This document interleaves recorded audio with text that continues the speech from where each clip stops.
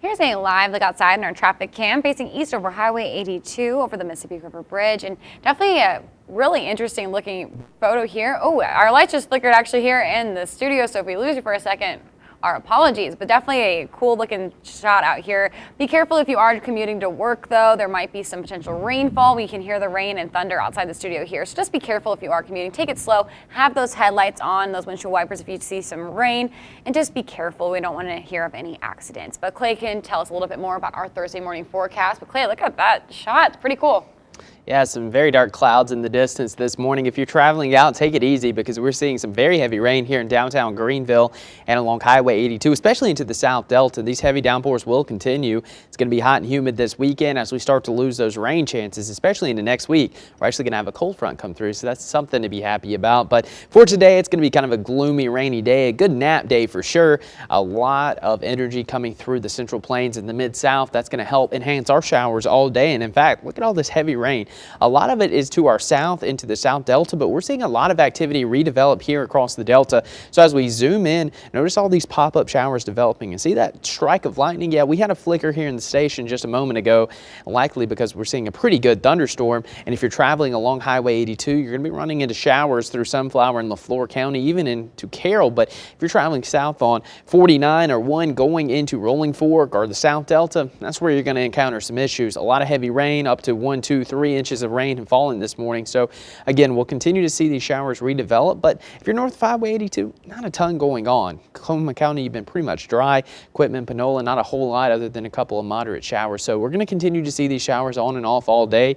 Temperatures currently in the upper 70s from Greenwood to Clarksdale down to Greenville, 77 in Monticello and 78 in Monroe and Vicksburg. So again, there's a lot of warm, moist, muggy air overhead, and we're going to continue to see that chance of showers. So we'll see breaks in the rain, but as we go through the day, you'll notice there's going to be a lot of instability in the atmosphere. That's going to help produce some of these thunderstorms throughout the afternoon and evening. And again, not everyone's going to see rain all day long. Some of us may not see rain at all, but there's a pretty good chance. And as we go into the evening, things calm down a little bit. And then going into the overnight hours, we're going to have another disturbance move through. That's going to spark some heavy rain across southeastern Arkansas portions of the Delta. So tonight into tomorrow, someone's going to get some very heavy rain similar to what we're dealing with this morning, just depending on exactly where it develops. Again, this is just a model projection, but as we go into tomorrow morning, likely going to be dealing with those showers before a little bit of drying as we head into the afternoon. So again, tomorrow is going to be our last great chance of rain, and then we'll see that gradually declining into next week as we're going to see a pattern flip, and that's going to be associated with the cold front that's going to come through. That's going to bring in drier air by the middle of next week.